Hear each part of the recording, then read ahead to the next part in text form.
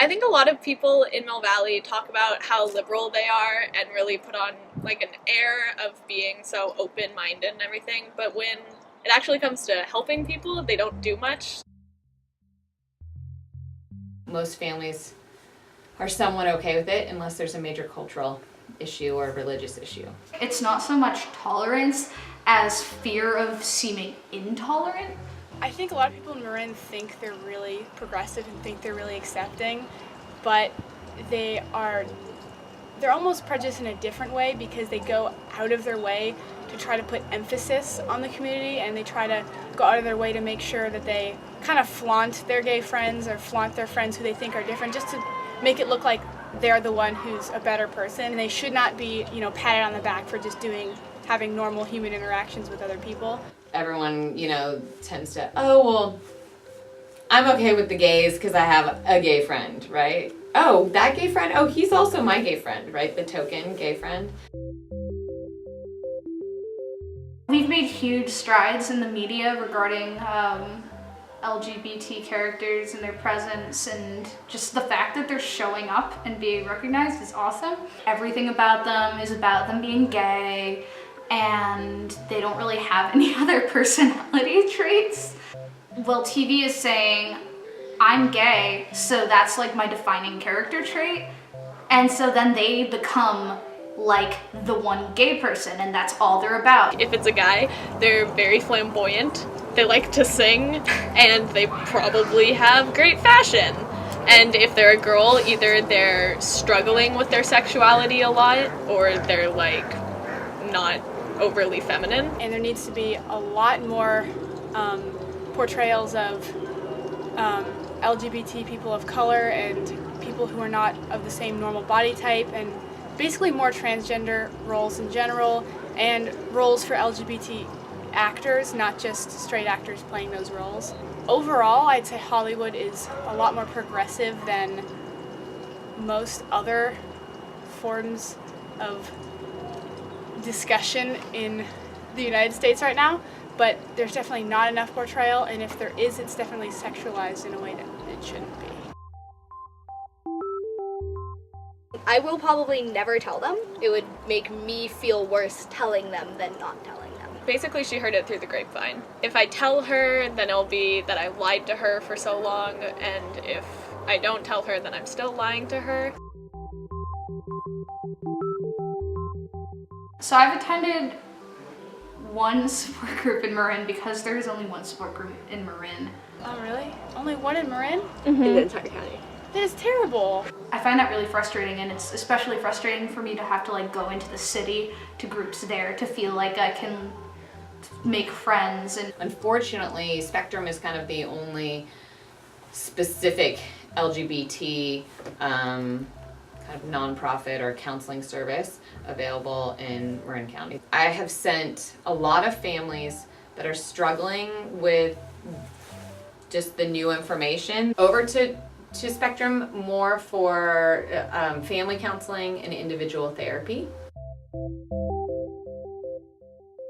Because nobody wants to say they're the privileged white kid from Marin. So Marin County, because Marin County is usually, Caucasian, affluent, highly educated, if I'm gonna put everybody in a box, right? People in Marin definitely want to make it seem like they have a more diverse background than they do, because Marin is not diverse, at least ethnically. especially teenagers who are kind of at a loss for who they are. They're at a point in their lives where they're transitioning from childhood to adulthood, and their identity is totally shifting.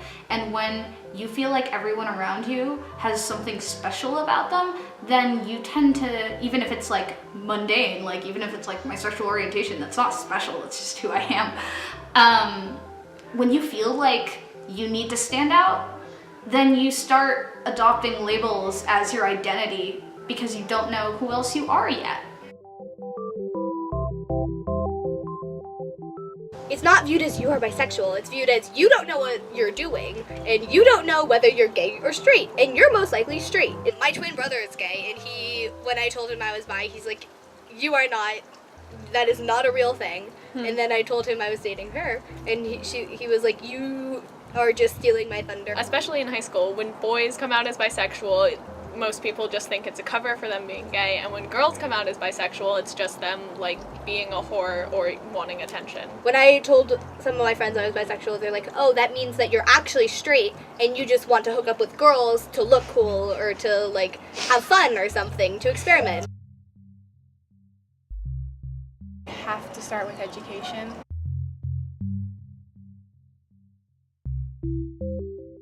You need to educate people on, you know, how intimate relationships work, how to, you know, how to come out to people, especially family, because that's really hard for a lot of people, even if their family's progressive. Education is always the most important place to start, because a lot of people can help themselves after they learn.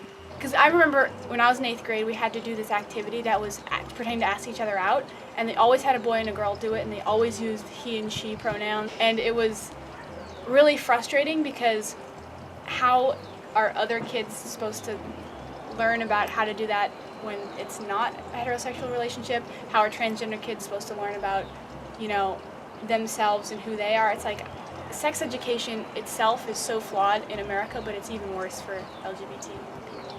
The great thing about the adolescent community in Marin County, I feel, especially at the high schools here, you know, I worked at Drake and TAM and Tamscale, is that LGBT, the groups are on campus, they're known. I know at Drake, when I worked there a number of years ago, there were a lot of great resources that club was, you know, making available.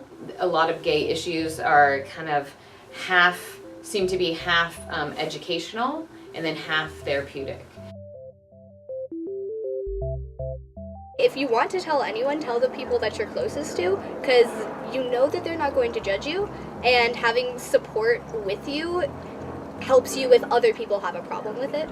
So if you have like 2 closest friends or your parents or your siblings, just tell them, and they will most likely help you, and if they don't, that's their problem. So if you have a good group of friends, you know, a family member or 2, and just support from counselors or therapists or whatever, or teachers, then I think it's a really good footing to get on. A mistake a lot of people make is they rush into it, and then they either tell people who will not support them, or they feel really awful because they can't tell anyone and they think that's wrong. Make sure that you're ready for the positives that are fantastic and the negatives, and really ask yourself, am I ready to come out? Why do I want to come out? Just educate yourself on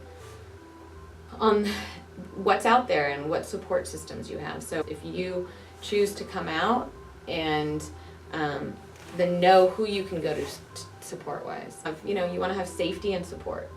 I still don't really know who I am yet, but that's like part of growing up, is finding out. You don't have to like slap a label on yourself and then be like, this is who I am now. A lot of the time, people don't really treat sexuality or gender expression as being fluid. I know when I was kind of in the process of figuring out who I was like, okay, I'm gay, and that's all I can be. I can't like anyone who isn't a girl. I can't do that. And if I do that, then I'm a faker. And that caused me so much anxiety and just confusion and upheaval in like who I thought I was, when on occasion I did have attraction to a guy. Don't be afraid of not really identifying as anything. You shouldn't have to like stick with anything, because it really is a spectrum, and like who you want to like. It's just a whole world of sexual and gender expression that you can explore and not have to stay bound to anything. Keep that in mind.